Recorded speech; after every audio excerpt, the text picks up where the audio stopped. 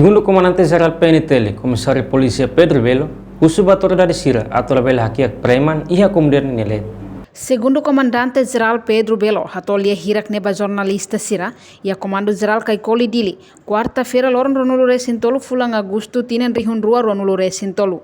Segundo o comandante ne, husuba autoridade Sira, atolabel hakiak preman, e a comunidade nelet, atu comunidade bele mori so hakmatek no livre. Tambane, se a autoridade rumah hatene preman Sira, e a comunidade nelet, tem que for hatene ba parte segurança no husumos ba comunidade Sira. Labele pânico o brutalismo preman Sira e habairu laran. Tem que lalai se informa ba peniteli. Maka tu ba pali tenta uli ameaça e malabele lao.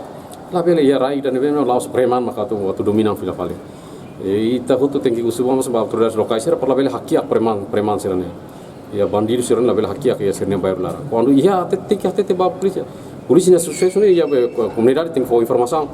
E autoridades locais seramos tem que cooperar e for informação e lá vela aqui a qual premança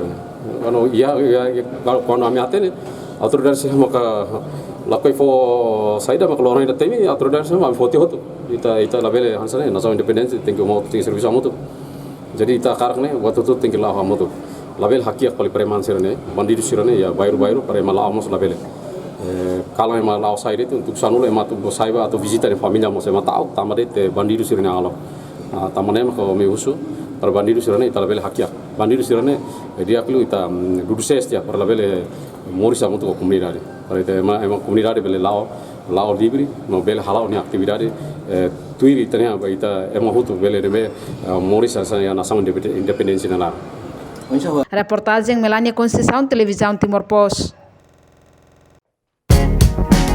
Janela informação ba ema hotu.